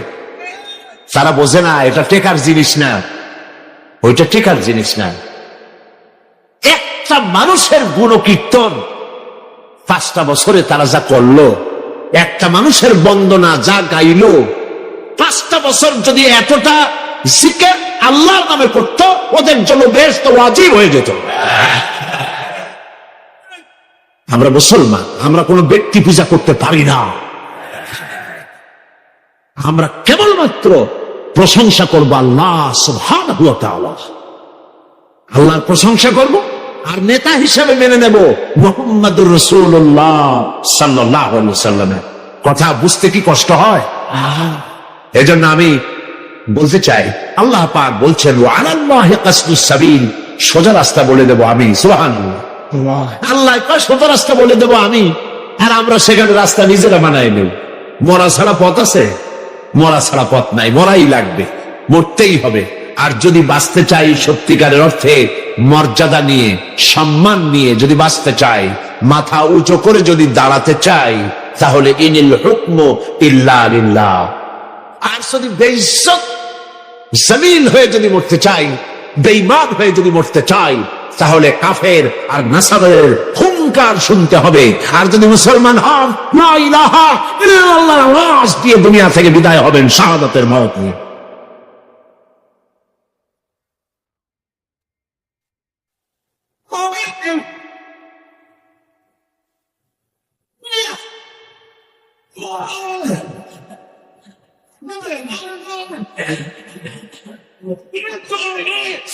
আল্লাহ রাব্বুল আলামিনের মানশা মুবারক, আল্লাহ পাকের ইচ্ছা মুবারক হচ্ছে এই, পৃথিবী সৃষ্টি করেছে আমি, সোজা রাস্তা বলে দেব আমি, মানুষের জন্য আমি সোজা রাস্তা বলে দেব। সুবহানাল্লাহ। সূরা ফাতিহার মধ্যে আমরা যেখানে বলেছি ইহদিনাস সিরাতাল মুস্তাকিম, আল্লাহ একটা সোজা রাস্তা আমাদের বলে দাও। আলোচনা শুরুতে বলছিলাম, মনে আছে? আল্লাহ রাব্বুল আলামিন শিখায় দিলেন সোজা রাস্তা চলার জন্য দুনিয়ায়। সোজা রাস্তা মানে কি? সিলেট থেকে মৌলভীবাজার নাকি? সরল পথ, ব্যক্তি, পরিবার, সমাজ, রাষ্ট্র, ইহকাল পরকাল। সোজা রাস্তা যদি আমার কাছে চাও, ও বান্দা, আমার কাছে কেবলমাত্র সহজ সরল সঠিক রাস্তার জন্য আমার কাছে বলো ইহদিনাস সিরাতাল মুস্তাকিম সিরাতাল্লাযীনা আন'আমতা আলাইহিম গায়রিল মাগদুবি আলাইহিম ওয়ালাদ-দাল্লিন। সোজা রাস্তা আল্লাহর কাছে বান্দা যখন আল্লাহর শেখানো ভাষা দিয়া সোজা রাস্তা যখন চাইলো, আল্লাহ পাক কোরআনের বিরুদ্ধে সূরা ফাতিহার বান্দা চাইলো, সূরা ফাতিহার ভিতরে দাবি জানাইলো আল্লাহর শেখানো ভাষা দিয়া সোজা রাস্তা বলে দাও আমারে। রব্বুল আলামিন সূরা ইয়াসিনের ভিতরে গিয়া সূরা ফাতিহার চাওয়ার জবাব দিয়া দিলেন ওয়া আনি'বুদুনি হাযা সিরাতুম মুস্তাকিম। ওয়া আনি'বুদুনি, বান্দা সোজা রাস্তা চাও, ওয়া আনি'বুদুনি, আমার গোলামি কর। সুবহানাল্লাহ, আমার গোলামি কর, আমার আনুগত্য কর। আল্লাহর আনুগত্য করতে হলে আল্লাহ ওয়ালাদের সাথে থাকতে হবে। তুমি চলছো কোথায়? আইনা তাযহাবুন, তুমি কোন নেতার পেছনে দৌড়াও? নামাজ নাই, রোজা নাই, পরকালের বিশ্বাস নাই, মদ, জুয়া, জিনা, ব্যভিচার, কি না করতেছে? এইসব লোকের নেতা মানে এগুলোর পিছনে দৌড়াও। অথচ নেতা দিয়েছি মুহাম্মদ রাসূলুল্লাহ সাল্লাল্লাহু আলাইহি ওয়াসাল্লাম। দুনিয়ার শান্তি চাও, পরকালে শান্তি চাও, ওয়া আনি'বুদুনি, আমার গোলামি করো। আর সোজা রাস্তা বলে দেওয়ার জন্য আমি দায়িত্ব নিয়েছি, সেজন্য আমি নবী দিয়েছি। আমার প্রিয় ভাইয়েরা, আল্লাহ রাব্বুল আলামিন সহজ সরল রাস্তার দিশা দিয়েছেন নবীদের মাধ্যমে। আর সেই নবীদের মিশনের সর্বশেষ নবী হলেন মুহাম্মদুর রাসূলুল্লাহ সাল্লাল্লাহু আলাইহি ওয়াসাল্লাম। আল্লাহ রাব্বুল আলামিন এত সম্মান আর মর্যাদা তাকে দিলেন, কোরআনে কারীমের ভিতরে একবারের জন্য আল্লাহ পাক বললেন না ইয়া মুহাম্মদ, একটিবারের জন্য নবীজির নাম নিলেন না কোরআন শরীফের ভিতরে, বরং অন্যান্য নবীদেরকে ইয়া জাকারিয়া, ইয়া মূসা, ইয়া ঈসা, ইয়া ইব্রাহিম নাম ধরে ধরে আল্লাহ রাব্বুল আলামিন ডেকেছেন। আপনার আমার নবীকে নাম ধরে তো ডাকলেনই না, বরং রব্বুল আলামিন বলে দিলেন পৃথিবীর মানুষেরা শোনো, আমি আমার নবীকে নাম ধরে ডাকি নাই, তোমরাও তোমাদের নবীকে নাম ধরে কখনো ডাকবে না। সম্মান মর্যাদা সর্বোচ্চ দিয়েছেন, কারণ মর্যাদা পাওয়ার মতো করেই আল্লাহ তাকে তৈরি করেছে। হবে তার কাছ থেকে। সমস্ত দিক থেকে আপনার জেহেন ফিরান, সকল দিক থেকে আপনার চেহারা ঘুরায় নিয়ে আসেন। হাবিজাবি সব বাদ দেন, আমি মুসলমান। আল্লাহ রাব্বুল আলামিন হযরত ইব্রাহিম আলাইহিস সালাম তাকে পৃথিবীর মুসলমানদের জন্য রব্বুল আলামিন তাকে মিল্লাতা আবিকুম বানালেন, তোমাদের জাতির পিতা বললেন, মুসলমানদেরকে বললেন। হযরত ইব্রাহিম আলাইহিস সালাম যেমন তামাম সৃষ্টি জগৎ থেকে চতুর্দিক থেকে মুখ ঘুরাইয়া এক আল্লাহর দিকে যেমন করে মুখ ঘুরাইছিলেন, যদি আমরা দুনিয়া এবং আখিরাতে শান্তি চাই, আমাদেরকেও সেভাবে সকল দিক থেকে মুখ ঘুরাই আনতে হবে, কেবলা পরিবর্তন করতে হবে। আজকে তো মুসলমানের কারো কেবলা দিল্লি, কারো কেবলা আমেরিকা, কারো কেবলা চায়না, ঠিক কিনা? সুতরাং কেবলা ঘুরান, চতুর্দিক থেকে মুখ ঘুরাইয়া জাতির পিতা যা বলেছিলেন, আসুন সবাই মিলে তার সুরে সুর মুলাই। ইন্নী ওয়াজ্জাহতু ওয়াজহিয়া লিল্লাযী ফাতারাস সামাওয়াতি ওয়াল আরদা হানিফা। জানেন না আপনারা? পড়েন, ইন্নী ওয়াজ্জাহতু ওয়াজহিয়া লিল্লাযী فطر السماوات والأرض حنيفا وما أنا من المشركين إني وجهت وجهي للذي فطر السماوات والأرض حنيفا। নিশ্চয় আমার চেহারা, আমার মুখ, আমার চিন্তা চেতনা মননশীলতা আমি সব দিক থেকে ঘুরাইয়া আমি নিয়ে আসলাম সেই দিকে। ইন্নী ওয়াজ্জাহতু ওয়াজহিয়া লিল্লাযী ফাতারাস সামাওয়াতি ওয়াল আরদ, যিনি আকাশ সৃষ্টি করেছেন, জমিন সৃষ্টি করেছেন, সেই আল্লাহর দিকে আমি আমার মুখ ঘুরাইয়া দিলাম। ওয়া মা আনা মিনাল মুশরিকিন, আর আমি মুশরিকদের অন্তর্ভুক্ত নই। আমাদের জাতির পিতা এটাই বলেছিলেন, আসুন সব দিক থেকে মুখ ঘুরাই। Delhi, America, China, Britain, France, গোটা দুনিয়া আমার মুসলমানের উপরে পায়। যদি মুসলমান কোরআনের কাছে ফিরতে পারে, কোরআনের কাছে ফিরে আসে। আমরা সুপার পাওয়ার হিসাবে কাউকে মানি না, পৃথিবীতে সুপার পাওয়ার বলে কাউকে মানি না। সুপার পাওয়ার হচ্ছেন আল্লাহ রাব্বুল আলামিন। সুতরাং সমস্ত মুসলমান ঐক্যবদ্ধ ভাবে কোরআনের কাছে ফিরে আসতে হবে, তাহলেই মুক্তি পাবো। সব কথা তো একদিনে বলা যাবে না। আমি একটা বড় সাবজেক্ট ধরেছি, ছোট্ট আয়াত, কিন্তু আলোচনা ব্যাপক। বাকি আলোচনা আগামীকাল করব ইনশাআল্লাহ। সবাই বলি ইনশাআল্লাহ। যারা দাঁড়িয়ে আছেন মুনাজাতের জন্য সব ভাই বসে পড়েন, সবাই সবাই। আকাশ দিয়ে জমিন দিয়ে পরিবেষ্টন করে রেখেছি, পালাবার উপায় নাই, ভাগবার জায়গা নাই। এই কথা মোমেন যখন পড়ে আস্তে করে মাথা নিচু হয়ে আসে, আমি কত দুর্বল আমার মহান আল্লাহর সামনে। সুবহানাল্লাহ। এই জন্য আমি বলি, কিসের বড়াই করবেন? কিসের বড়াই? বিদ্যার বড়াই। কতটা বিদ্যা অর্জন করেছেন, কতটুকু শিখেছেন? আপনার থেকে আরো অনেক শিক্ষাবিদ রয়েছেন, আবার তার থেকে আরো অনেক শিক্ষাবিদ রয়েছেন, কতটুকু শিখেছেন? এখনো ছাত্র অনেক কিছু আছে যা আপনি আজও জানতে পারেন নাই। সারা জীবন আমরা তালিবে ইলম, সারা জীবন আমরা ছাত্র।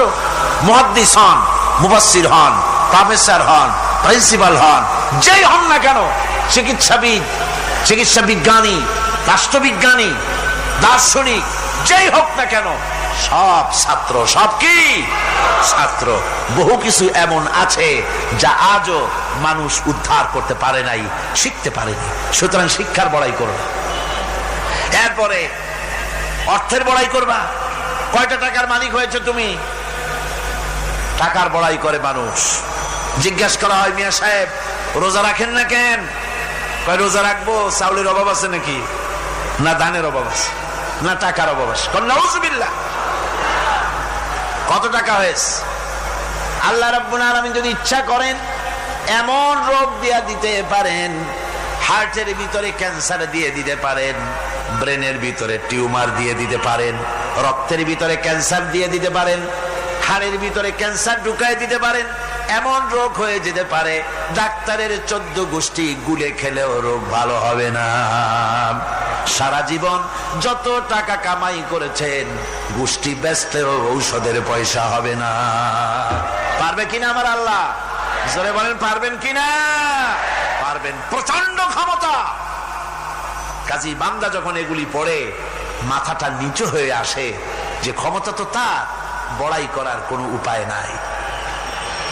আমরা কিতাবের মধ্যে পড়েছিলাম, সেই আল মুস্তাতরফ একটা কিতাব ছিল, আলেমে পড়ানো হতো। মৌলানা শামসুদ্দিন সাহেব পড়েছেন নিশ্চয়? জি, ওলামারা পড়েছে। সেই কিতাবে আলেম ক্লাসে পড়ানো হতো তখন আমাদেরকে একটা আরবি সাহিত্য। ওই আরবি সাহিত্যের ভিতরে পড়েছিলাম, সেখানে এক জমিদার বিবাহ করেছে, তারপরে তার নবপরিণীতা স্ত্রীকে নিয়ে খেতে বসেছে। এমন সময় এক ভিক্ষুক এসেছে। জমিদার রাগ হয়ে দরজার কাছে দিয়ে বেচারাকে ধমক দিয়ে বের করে দিয়েছে, ভিক্ষা নেওয়ার আর তুমি সময় পাও না, আমি বিয়ে করেছি, নতুন বউ নিয়ে খাইতে বসছি, বেরো এখান থেকে।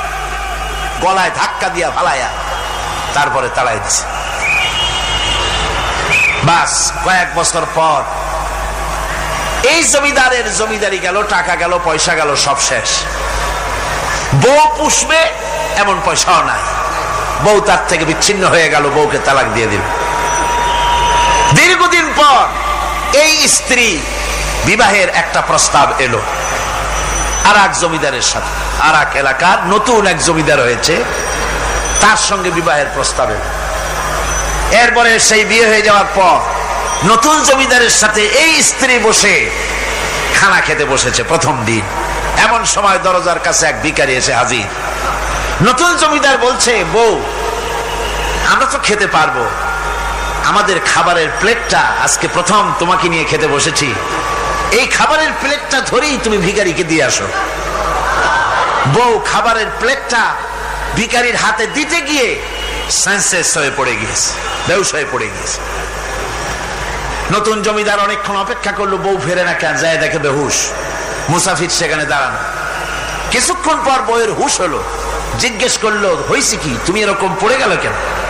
এই মুসাফিরকে দেখে বউ বলতেছে, আল্লাহর কসম, তুমি যখন আমাকে প্লেট ভরা খাবার দিয়ে পাঠাই দিলা ভিক্ষুককে দেওয়ার জন্যে, যারে ভিক্ষা দিতে গেলাম, আল্লাহর কসম করে বলি, এ হচ্ছে আমার সেই প্রথম স্বামী।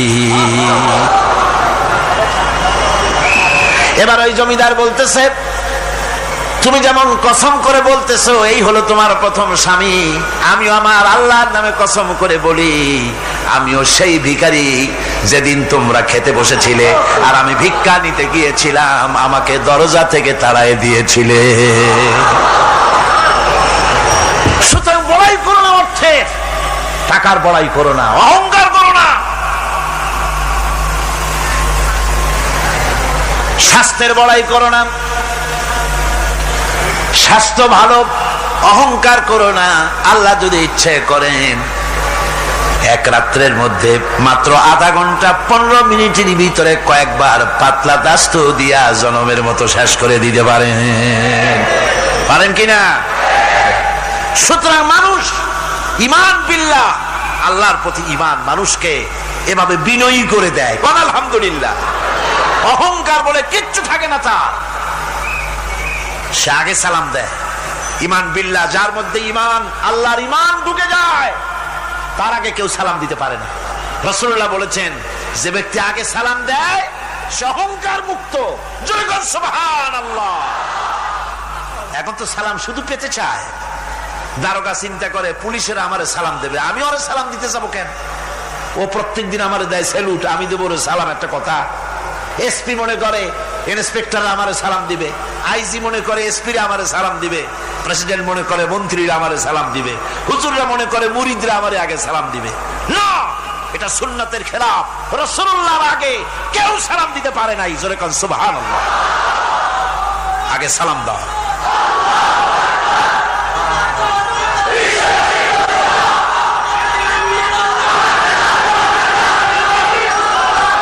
এই সালামের প্রচলন মুসলমানদের মধ্যে বেশি বেশি হওয়া উচিত। আপনারা সালামের প্রচলন চালু করে দিবেন, বেশি করে চালু করবেন। বউরে সালাম দিবেন, বউ আপনাকে দেবে। ঘরের মধ্যে ঢুকবেন, ঢুকেই বলবেন আসসালামু আলাইকুম ওয়া রাহমাতুল্লাহি ওয়া বারাকাতুহু। বাইরের থেকে গেছেন, ঘরে ঢুকেই প্রথম সালাম দেন, বউ সালামের জবাব দেবে, বউ আপনাকে দেবে। বাচ্চাদের সালাম দেন, বাচ্চারা আপনাকে দিবে। এরকম সালামের প্রচলন চালু করেন। রাসূলুল্লাহ বলেছেন, মানে একটা গাছের আড়ালে এই সালাম হলো, লোকটা গাছের আড়ালে চলে গেছে, আবার দেখা হয়েছে, আবার সালাম দেয়। এখন এই সালাম কমে গেছে, এখন সালামের পরিবর্তে অনেক কিছু হয়েছে। সালাম দেয়, তার জবাবও দেয় না। যদি বলে কেউ গরিব মানুষ সালাম দিয়েছে বড় লোক করে, আসসালামু আলাইকুম, ওয়ালাইকুম আসসালাম বলতে চায় না, একটু মাথা নাড়ে। তারপরে জিজ্ঞেস করে, স্যার কেমন আছেন? এই যাচ্ছে, কেটে যাচ্ছে। কি কেটে যাচ্ছে? তোমার কল্লা? আলহামদুলিল্লাহ বলতে পারো না? অধিকাংশ ক্ষেত্রে যদি জিজ্ঞেস করেন কেমন আছেন, এই যাচ্ছে, কেটে যাচ্ছে। আপনার যত অসুখ হোক আগে বলেন আলহামদুলিল্লাহ, তারপরে অসুখের কথা বলেন। আপনার যদি কোনো অসুবিধা থাকে আগে আলহামদুলিল্লাহ কন, তারপরে অসুখের কথা কন। হযরত সুফিয়ান সাউরি রাহমাতুল্লাহ আলাইহি আল্লাহর একজন জবরদস্ত ওলি ছিলেন। একবার তার সামনে এক মুরিদ এসেছে, মাথায় একটা বড় রুমাল খিসা বান্দা। জিজ্ঞেস করলেন, মিয়া তোমার এই মাথাটা এরকম বান্দা কেন? কয় যে হুজুর, মাথার যন্ত্রণায় অস্থির হয়ে গেছি, সেই জন্য মাথাটা বাঁধে রাখছি। এরকম ব্যথা কয়দিন হয়েছে? কয়দিন? আর সবসময় হয় না, বছরে 2-1 হইলেও পারে, না হইলেও পারে। বলে বছরে 2-1 মাথা ব্যথা হয়, সেই ব্যথাটা দড়ি দিয়া বান্ধা মানুষকে দেখাইলা যে আমার ব্যথা হয়েছে, অসুবিধা দেখালে। আর যতদিন ভালো ছিলে ওইটার প্রমাণ স্বরূপ মাথায় কি বান্ধা মানুষকে দেখাইছো। সুতরাং শুকরিয়া আদায় করো সব সময়। আলহামদুলিল্লাহ আলা কুল্লি হাল, সব অবস্থা আমি ভালো আছি, আমার থেকে আরো অনেক খারাপ আছে। সুতরাং সালামের প্রচলন তারাই করে বেশি যারা বিনয়ী হয়, অহংকার যাদের মধ্যে জায়গা পায় না। অহংকার পাবে কি করে? বান্দা কোরআন থেকে জেনেছে, ওয়াল্লাহুল গানিয়্যু ওয়া আনতুমুল ফুকারা। আল্লাহ রাব্বুল আলামিন বলেন, তোমরা হলে সবাই ফকির, তোমরা হলে সব মুখাপেক্ষী, আর একমাত্র আল্লাহ রাব্বুল আলামিন বেনিয়াজ।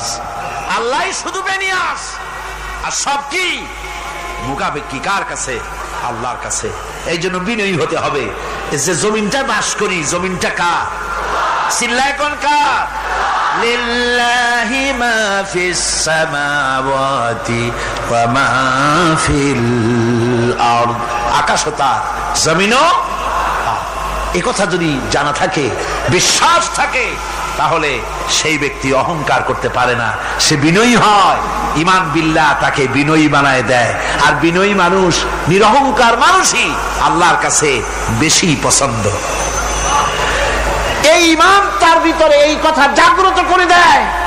আমি যদি একটা গাড়ির মালিক হয়ে থাকি, আমি যদি একটা বাড়ির মালিক হয়ে থাকি, আমি যদি স্ত্রী পুত্র সন্তান পেয়ে থাকি, আমি যদি মন্ত্রী হয়ে থাকি, আমি যদি কিছু পেয়ে থাকি, আমার হাতের কামাই দ্বারা পাই নাই।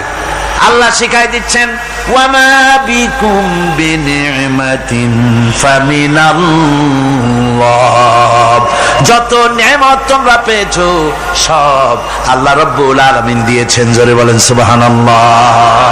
দাতাকে ভুলে যেও না, আল্লাহর কাছে বিনয়ী হও। সমস্ত নেয়ামত একমাত্র তিনিই দিয়েছেন। ঈমান বিল্লাহর দ্বারা মানুষের এই গুণ সৃষ্টি হয়, এই উপকার হয় মানুষের, যে সে বিনয়ী হয়ে যায়। আল্লাহ পাক কোরআনে কারীমের মধ্যে আরো বলেন, ওয়ালা তামশি ফিল আরদি মারহান ইন্নাকা লান তাখরিকাল আরদা ওয়ালান তাবলুগাল জিবালা তুলা। ওয়ালা তামশি ফিল আরদি মারহান, আমার এই জমিনের উপরে অহংকার করে হেঁটো না। আল্লাহ পাক নিষেধ করেছেন, জমিনের উপরে অহংকার করে হেঁটো না। এই জমিনের উপরে অহংকার করে হাঁটতে গিয়া তুমি পদাঘাত করে আমার জমিনটারে ফাটাই দিতে পারবে না। আবার অহংকার করে লাভ দিয়া আমার পাহাড়টার উচ্চতাও ছাড়াই যেতে পারবে না।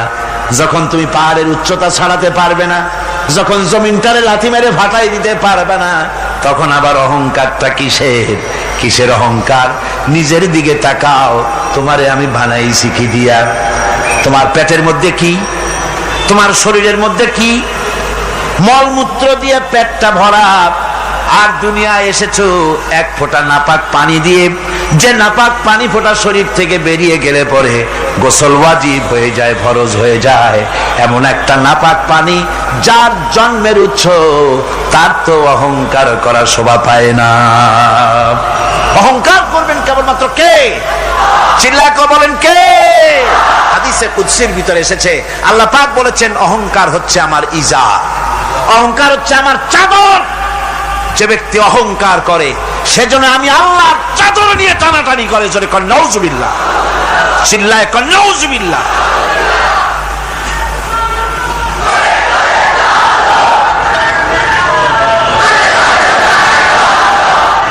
আমার বন্ধুগণ, আল্লাহ রাব্বুল আলামিন কোরআনে কারীমের মধ্যে বলেছেন, আমার সঠিক বান্দা যারা, অহংকার তাদের মধ্যে থাকে না। ওয়াইবাদুর রাহমানিল্লাযীনা ইয়ামশুনা আলাল আরদি হাওনা। রহমানের বান্দা যারা, আমি আল্লাহ পাকের গোলাম যারা, তারা জমিনের উপরে খুব বিনয়ের সাথে চলে। তাদের চলাফেরা দেখলেই বোঝা যায় লোকটা বিনয়ী, আল্লাহর বান্দা। সুবহানাল্লাহ ওয়া বিহামদিহি। কি বলেন? মানুষের চলাফেরা, চাহনি, ওঠা বসা, কথাবার্তা দেখলেই বোঝা যায় না লোকটা কি চরিত্রের? বোঝা যায়। এক পদের মানুষ আছে গম্ভীর হয়ে বসে থাকে, মনে হয় যেন নবজাদা নসরুল্লাহ খানের শালা। নামাজ নাই। কি হয়েছে? মাইক এমনি আজকে আমি নিজেও টের পাচ্ছি, আমি মাইকের আওয়াজ নিজেও পাচ্ছি না। মাইকটা ভালো করে দেন মাইকের অপারেটর, আর জোরে সোরে একটু জিকির করেন, লা ইলাহা ইল্লাল্লাহ, লা ইলাহা ইল্লাল্লাহ, লা ইলাহা।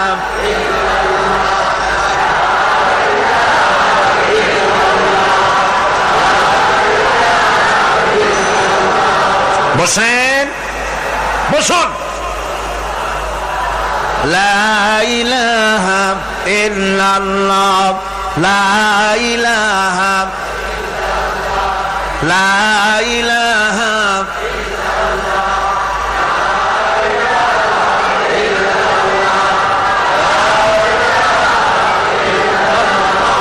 লা ইলাহা ইল্লাল্লাহ মুহাম্মাদুর রাসূলুল্লাহ।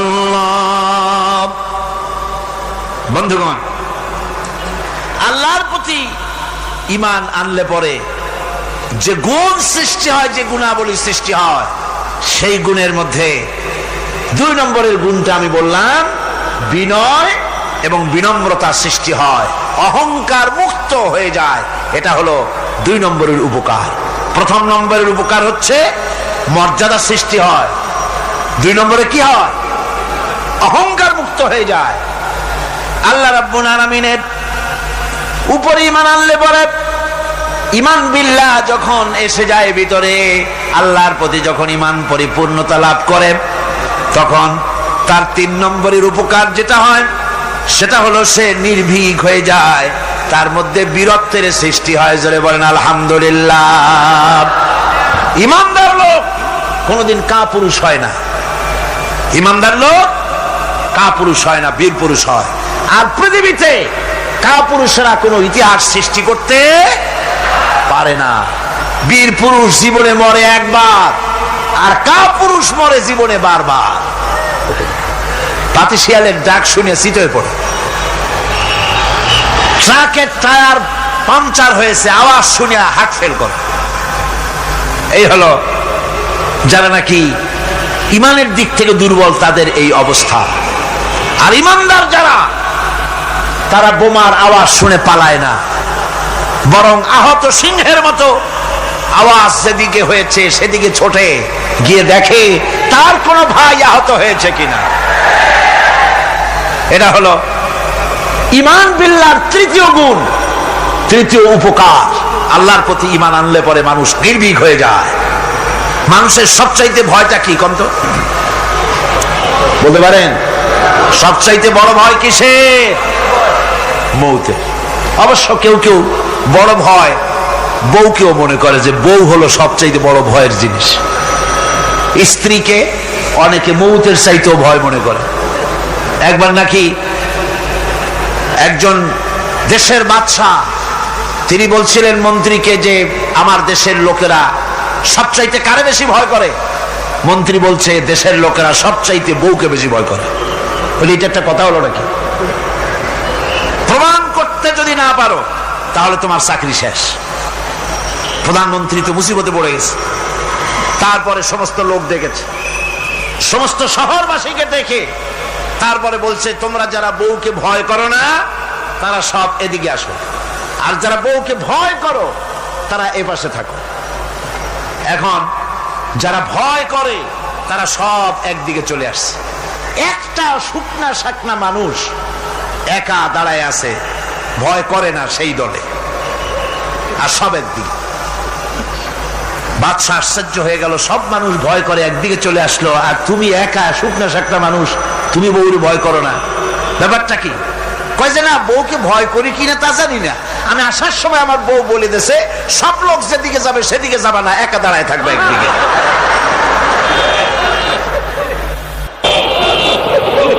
কাজেই মানুষেরা ভয় করার ব্যাপারে ভয়ের নানান রকমের দিক আছে,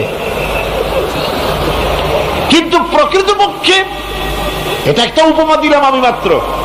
প্রকৃতপক্ষে মানুষের কাছে সবচাইতে বড় ভয় হলো মৃত্যুর ভয়। সবচাইতে ভয় কিসের ভয়?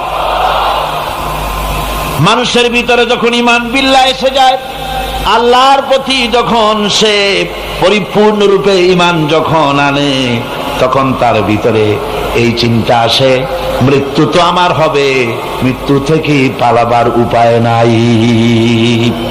পালাবার উপায় যদি থাকতো তাহলে না হয় অবশ্যই ভয় পেতাম না, কিন্তু মৃত্যু থেকে তো পালাতে পারবো না।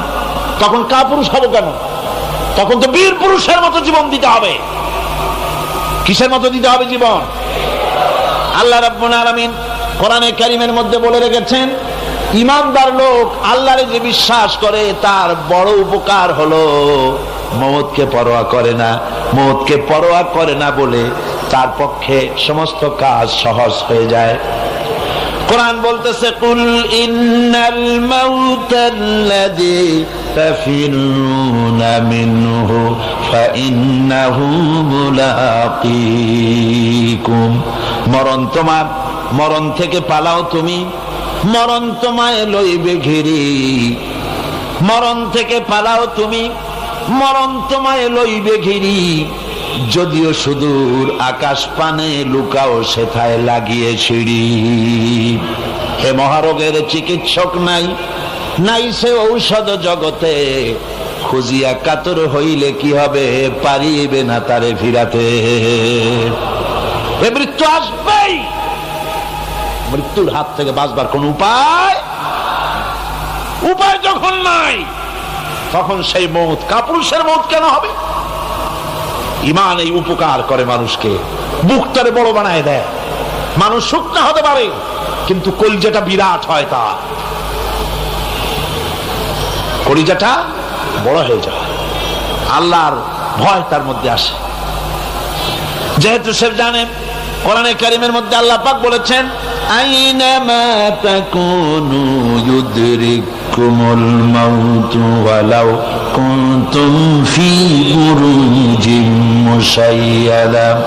আল্লাহ পাক বলেন, দুর্ভেদ্য দুর্গের ভিতরে যদি তুমি পালায় থাকো, মৃত্যু সেখানে গিয়া তোমারে খুঁজে বের করবে, এড়াতে পারবে না। একজন তার বাড়িতে কুত্তা দিয়া বাড়ি ভরে ফেলেছে। ঘরের কুত্তা, খাটের নিচে কুত্তা, ড্রয়িং রুমে কুত্তা, বেডরুমে কুত্তা। তার বন্ধু এসে বলে, ভাই তোমার বাড়ি এত কুত্তা কেন? আগে তো তুমি এত কুত্তা পাগল ছিল না, এত কুত্তা পালতেছো কেন? কয় যে ওয়াজ শুনে আসছে। আশ্চর্য কথা, ওয়াজ শুনে তুমি কুত্তা পালা আরম্ভ করলা? কয় যে না, সব কথা শুনে নাও না আগে। বলে কি? কয় যে ওয়াজের মধ্যে শুনলাম রাসূলুল্লাহ বলেছেন যে বাড়িতে কুত্তা থাকে ঘরের মধ্যে আর প্রাণীর ছবি থাকে ওখানে নাকি ফেরেশতা আসে না। তা আমি কুত্তা রেখে দিছি, ঘরের থেকে বাইর হই না, আজরাইল আসতেও পারবে না, আমার জানও কবজ হবে। বন্ধু ছিল খুব চালাক, বন্ধু কয় যে ও কুত্তাওয়ালা বন্ধু, বুঝলাম আজরাইল আসবে না, কিন্তু কুত্তা কি কিয়ামত পর্যন্ত বাঁচে না মরে? কয় যে না ভাই, কুত্তা তো মরে। কয় কুত্তা মারে যে ফেরেশতায়, তোমারে মারবে সেই ফেরেশতায়। পালাবা কেমনে? পালাবার উপায় যেখানেই থাকে, বাড়িতে হোক, গাড়িতে হোক, দেশে হোক, বিদেশে হোক, মৃত্যু যখন আসবে, মৃত্যুর হাত থেকে এড়াবার কোন উপায়। আমার বন্ধুগণ, মৃত্যু থেকে বাঁচবার কোন উপায় নাই।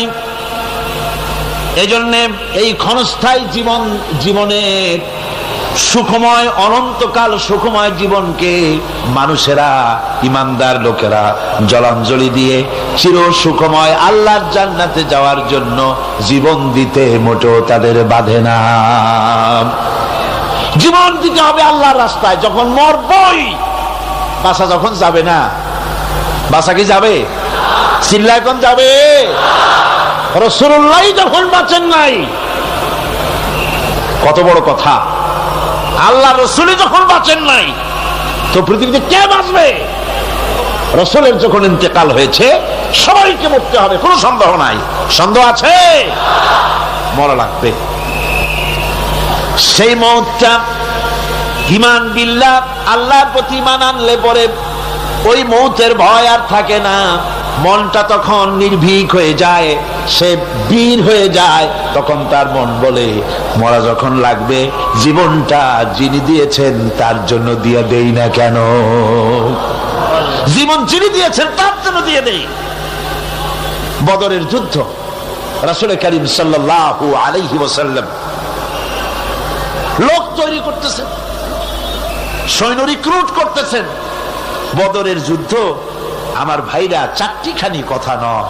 বদরীদেরকে আল্লাহ মাফ করে দিয়েছেন। সুবহানাল্লাহ। বদরের যুদ্ধ বড় মারাত্মক যুদ্ধ। এ জিহাদ হবে, বাপ তরবারি ধরবে ছেলের বিরুদ্ধে। মক্কা থেকে ছেলে আসছে কাফের, ছেলে তরবারি ধরবে বাপের বিরুদ্ধে, মামু ধরবে ভাগ্নার বিরুদ্ধে, ভাই ধরবে ভাইয়ের বিরুদ্ধে। এটা কি আপনি সোজা মনে করেন? কোন সোজা মনে করেন?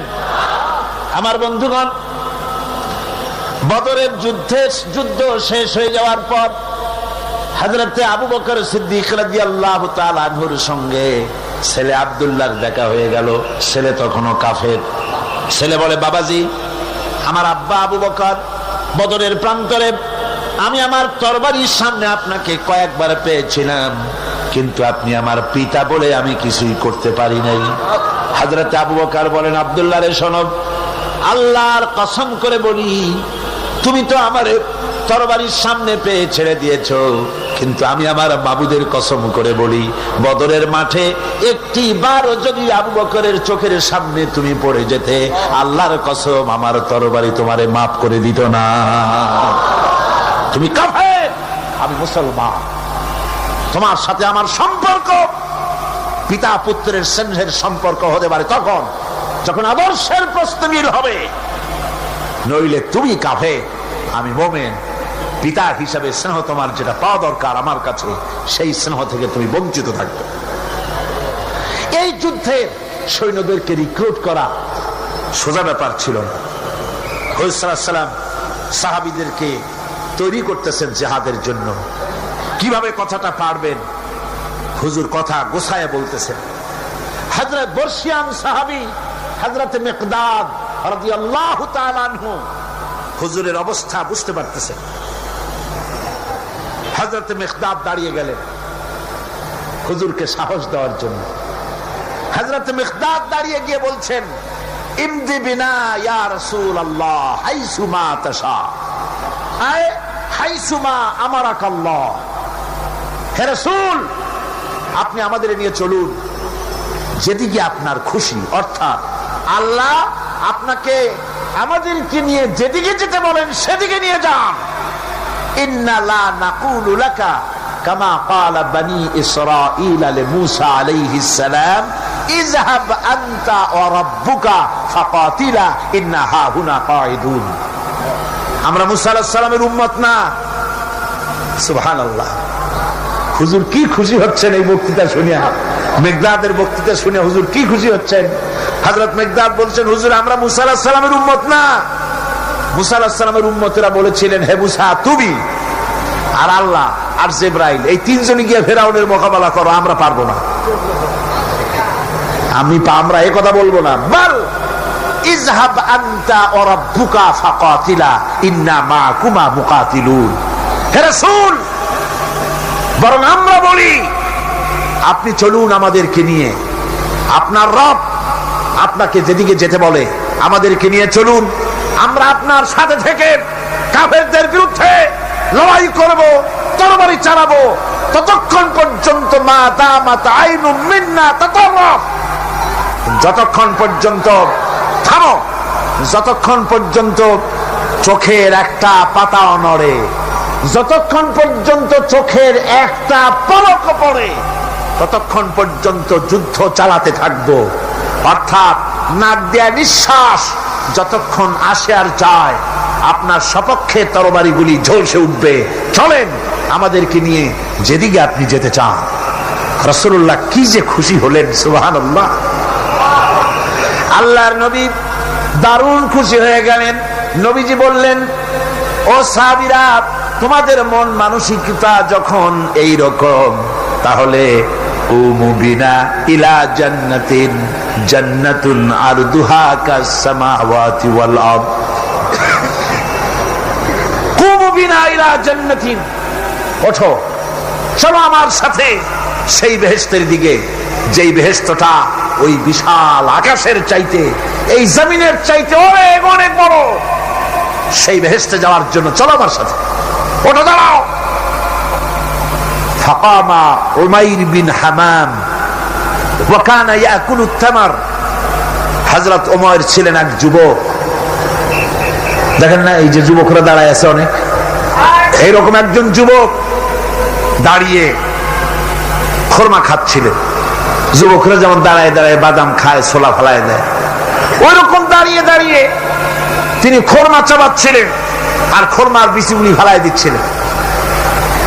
তিনি বললেন, অকালা বাখবাখ।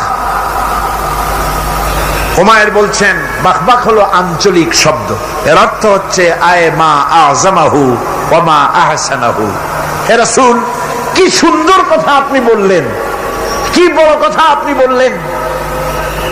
আপনার সঙ্গে জিহাদে গেলে, শহীদ হলে এমন জান্নাত পাবো যে জান্নাতটা হবে ওই আকাশের চাইতে অনেক বড়।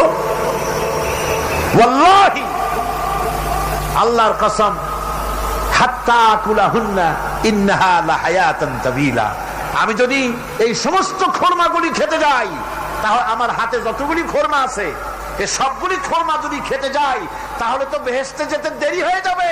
রামাবিহিন্না, হাতের সবগুলি খরমা নিক্ষেপ করে ফেলে দিয়ে জিহাদের ময়দানে ঝাঁপায় পড়বে। আমার বন্ধুগণ, জিহাদের ময়দানে ঝাঁপায় পড়ে হযরত ওমর লড়তে লড়তে নিজে ওমর হযরত ওমরের শাহাদাত বরণ করলেন, তিনি শহীদ হয়ে গেলেন। জিহাদের শেষে যখন শুহাদায়ে বদর যখন জানাজা হবে, একজন সাহাবী দেখিয়ে দিলেন, হুজুর এই হলো সেই ওমর যিনি জান্নাতের খোঁজ খবর শুনে হাতের খরমাগুলি খাওয়ারও সময় পায় নাই। খরমাগুলি সব খাইতে গেলে জান্নাতে যেতে দেরি হয়ে যাবে, এই জন্য খরমা ফেলে দিয়ে জিহাদে অংশগ্রহণ করেছিল। এই হলো সেই ওমরের লাশ। আল্লাহর নবী হযরত ওমরের দিকে আঙ্গুল দিয়া বললেন, ওমর, যেই জান্নাতের জন্য খরমা খাওয়ার তর তোমার সয় নাই, তাড়াতাড়ি করে এসে শহীদ হয়েছ। আমি নবী সাক্ষী দিচ্ছি, ইন্নাকা মিন আহলিহা, আমি সাক্ষ্য দিচ্ছি অবশ্যই তুমি আল্লাহর জান্নাতি, অবশ্যই তুমি বেহেশতে যাবে। সুবহানাল্লাহ, তুমি বেহেশতের অধিবাসী। সুতরাং আল্লাহর রাস্তায় যারা জীবন দেয় ঈমান বিল্লাহর কারণে, তার ভিতরে ঈমান মজবুত হয়ে যায়, মৃত্যুকে পরোয়া করে না। মৃত্যু হয় তার পায়ের বৃত্ত, মৃত্যু আমার গোলাম, মরা আমার লাগবেই। জীবনটা যিনি দিয়েছিলেন, জীবনটা তাকে দিতে, তার রাস্তায় দিতে আপত্তি আছে? চিল্লা এখন আপত্তি আছে?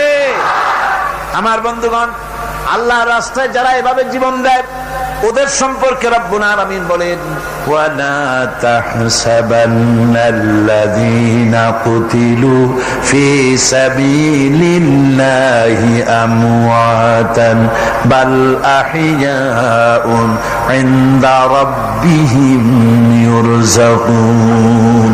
যারা নাকি আমার রাস্তায় জীবন দিল, আমার রাস্তায় যারা জীবন দিয়েছে, নিহত হয়েছে, তাদেরকে তারা মৃত্যু হয় নাই, বরং তারা জীবন লাভ করেছে। এই মরণের বিনিময় আর এক জীবন তারা লাভ করেছে, যেই জীবনে তারা আল্লাহর কাছে চলে গেছে এবং রব্বুল আলামিনের কাছ থেকে তারা রিজেক্ট প্রাপ্ত হয়। আল্লাহর কাছে তারা রিজেক্ট পায়। আর এই মৌত হচ্ছে শ্রেষ্ঠ মৌত, শাহাদাতের মৌত। কিসের মৌত? শাহাদাতের মৌত। আমার বন্ধুগণ, জীবনের পরোয়া মুমিনের সবচেয়ে বড় উপকার আল্লাহর পর ঈমান আনার। জীবনের পরোয়া সে করে না, কারণ রাসূলুল্লাহ বলেছেন শাহাদাতের মওতের যন্ত্রণা, শরীরে যদি কেউ চিমটি কাটে, খামসি কাটে, একটা চিমটি দিলে যতটুকু ব্যথা লাগে, মৃত্যুর শাহাদাতের এই মৃত্যুর যন্ত্রণা এর থেকে বেশি কিছু না। কিতাবের ভিতরে এসেছে, ফেরাউনের স্ত্রী আসিয়া যখন ফেরাউনকে মানে নাই, শেষ পর্যন্ত ফেরাউন অর্ডার দিয়া দিল, আসিয়ারে মারো। মারার জন্য তক্তার ভিতরে হাজার হাজার প্যারাক মারো। তক্তায় প্যারাক মারা হলো, তক্তা তারে উল্টায় দিল, প্যারাক গুলো খাড়া হয়ে গেল। প্যারাক বোঝেন কিনা? প্যারাক বোঝেন? প্যারাক গুলো খাড়া হয়ে গেল। ফেরাউন বলল, এর উপরে আসিয়াকে ফুট করে শোয়াই দাও, এরপরে চতুর্দিক থেকে পিটাইতে থাকো, যতক্ষণ পর্যন্ত আমার উপরে ঈমান না আনে মারতেই থাকো। প্যারাকের উপরে নারী দেহ আসিয়াকে শোয়াই দেওয়া হলো, আর চতুর্দিক দিয়া মাপ আঘাত করা হচ্ছে। লোহাগুলি শরীরের ভিতরে ঢুকে যাচ্ছে, শত শত লোহা শরীরের ভিতরে ঢুকে যাচ্ছে। এমত অবস্থায় আল্লাহ রাব্বুল আলামিন ডেকে বলেন, ফেরেশতারে, আমার ফেরেশতারা, আমার আসমানের সব দরজাগুলি খুলে দাও। আমার আসিয়া মৃত্যুর আগে, প্রাণ বেরিয়ে যাওয়ার আগে আমার জান্নাতটা দেখে যেন প্রাণটা বেরিয়ে যায়। আল্লাহর এই রাস্তায় মানুষ জীবন দিতে কুণ্ঠাবোধ করে না, যদি ঈমান বিল্লাহ, আল্লাহর প্রতি ঈমান মজবুত হয়ে যায়, তার জীবনের মোটেও পরোয়া হয় না। জীবন দিয়েছেন আল্লাহ, এই জীবন দিব, কাকে ফিরায় দেব? আল্লাহ। এই জন্য আল্লাহ পাক বলেছেন, ইন্নাল্লাহা ইশতারা মিনাল মুমিনিনা আনফুসাহুম ওয়া আমওয়ালাহুম বিআন্না লাহুমুল জান্নাহ। আমি আমার মুমিনের জান এবং মাল সবটা খরিদ করে নিয়েছি, বিনিময়ে মুমিনকে আমার বেহেশত দিয়ে দিয়েছি। তোমার জানটাও আমার মালটাও আল্লাহ। সুতরাং জান মাল তো আমার, আমার রাস্তায় জান দাও, মাল দাও। মুমিনের এই শক্তি বাড়ে, মুমিনের ভিতরে এই ঈমান সৃষ্টি হয়, আল্লাহর প্রতি ঈমানের কারণে নির্ভীক সে বীর হয়ে যায়। তার ধারণা এটা হয়, ঈমানের ব্যাপারে মজবুত হয়, যে পৃথিবীর সমস্ত শক্তি একত্রিত হয়ে যদি আমাকে চেষ্টা করে, আমার এক গাছা পশম বাঁকা করতে পারবে না, যদি না আল্লাহর হুকুম না থাকে। সুবহানাল্লাহ। কোরআনে কারিমে রব্বুল আলামিন বলেন, ওয়া মা হুম বিদারিনা বিহি মিন আহাদিন ইল্লা বিইজনিল্লাহ। আল্লাহ রাব্বুল আলামিনের সুস্পষ্ট কথা হলো এই যে আল্লাহর বিনা অনুমতিতে কেউ তোমার কোনো ক্ষতি করতে পারবে না। জোরে কোন সুবহানাল্লাহ। কেউ ক্ষতি করতে পারবে না। আবার অনেকে বলে অমুকের অকাল মৃত্যু হয়েছে, বলে না? বলে কিনা অকাল মৃত্যু হয়েছে? বাজে কথা। কিসের অকাল মৃত্যু? কালেই মরছে, হায়াত ওখানেই শেষ। হায়াত থাকতে এক সেকেন্ড আগে, এক সেকেন্ড পরে মৃত্যু হবে না। যখন নির্ধারিত সময় আসবে সেই সময় মরবে, এর আগে বা পরে মৃত্যু হবে। মৃত্যু নির্ধারিত সময়ের আগে মরবে না মানুষ, বাহানায় হোক ওসিলায় হোক, মরণ যেখানে আছে সেখানে যাওয়াই লাগবে। এই জন্যে কবি বলছেন, দো চিজ আজ দো চিজ কাসাদ জোরে জোর, একে আবেদানা দিগার খাকে গোর।